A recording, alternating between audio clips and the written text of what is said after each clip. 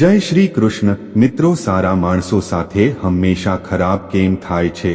ગીતામાં શ્રી કૃષ્ણએ અર્જુનને આ જવાબ આપ્યો છે. સારા માણસો સાથે જ ખરાબ કેમ થાય છે?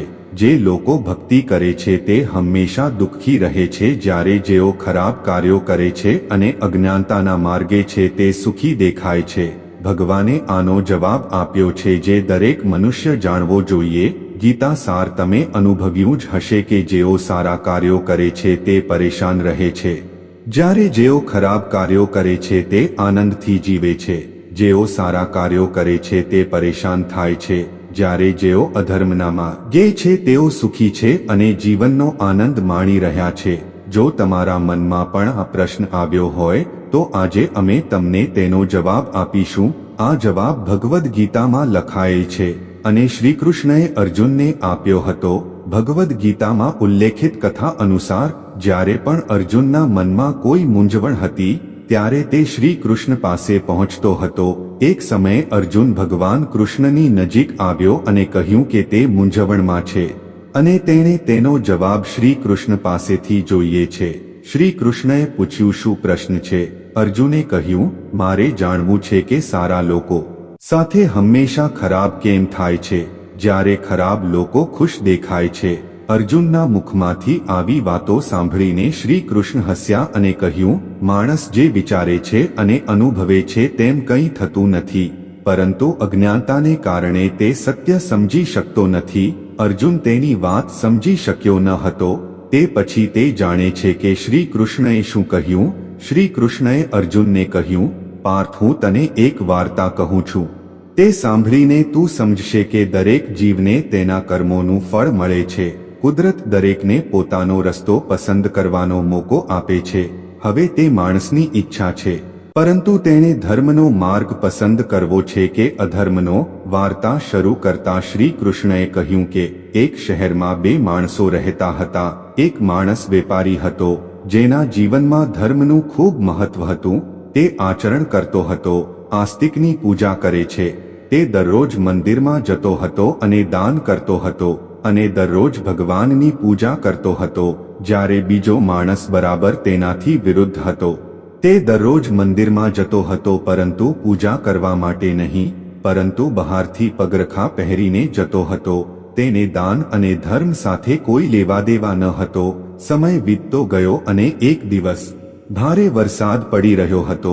આ કારણે મંદિરમાં પૂજારી સિવાય કોઈ નહોતું. જ્યારે બીજા માણસને આ વાતની જાણ થઈ ત્યારે તેણે કહ્યું કે આજ યોગ્ય તક છે મંદિરના પૈસાની ચોરી કરવાનો. તેને પૂજારીની નજર ટાળીને મંદિરની બધી સંપત્તિ ચોરી લીધી. તે જ સમયે ધર્મમાં માનતો વ્યક્તિ પણ મંદિરમાં પહોંચી ગયો. કમનસીબે મંદિરના પૂજારીએ તેને ચોર સમજી લીધો અને પૂજારી બૂમો પાડવા લાગ્યો. લોકો ત્યાં એકઠા થયા અને તેને ખૂબ માર માર્યો. કોઈ રીતે તે ત્યાંથી બહાર નીકળવામાં સફળ થયો. પછી દુર્ભાગ્યે તેને ત્યાં પણ છોડ્યો નહીં. મંદિરની બહાર બે બળદ લડતા લડતા આવતા હતા. તે તેની સાથે અથડાયો અને ઘાયલ થયો. પછી વેપારી લંગડાતો ઘરે જવા લાગ્યો. ત્યાં રસ્તામાં તે ચોર એને સામે મળ્યો જેણે મંદિરમાંથી પૈસા ચોર્યા હતા. તેણે કહ્યું, આજે મારું નસીબ ચમક્યું, મને એક સાથે આટલા પૈસા મળ્યા. આ બધું જોઈને તેને ખૂબ જ ખરાબ લાગ્યું અને તેણે પોતાના ઘરમાંથી ભગવાનની તમામ તસવીરો હટાવી દીધી. થોડા વર્ષો પછી બંને જણા મૃત્યુ પામ્યા. મૃત્યુ પછી જ્યારે બંને યમરાજની સભામાં પહોંચ્યા, યમરાજની સભામાં તેને પહેલા ચોર માણસને સામે જોઈને તેને બહુ જ ગુસ્સો આવ્યો.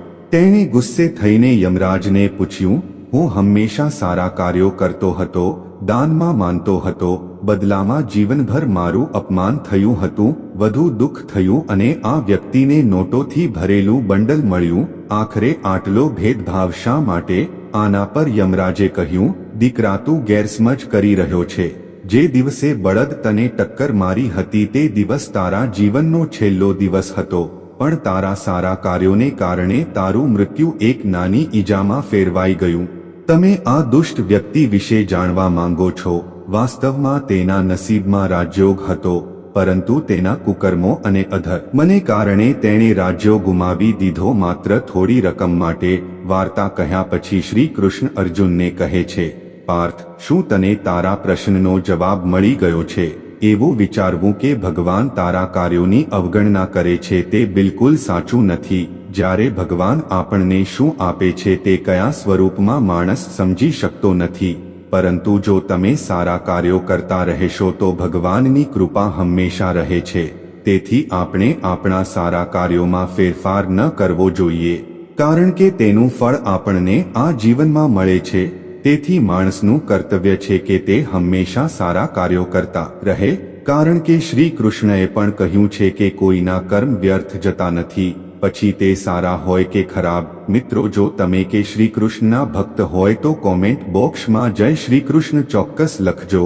સાથે જ ચેનલ લાઈક સબસ્ક્રાઇબ કરીને બેલ આઇકનમાં પ્રેસ કરજો. જય શ્રી કૃષ્ણ. રાધે રાધે.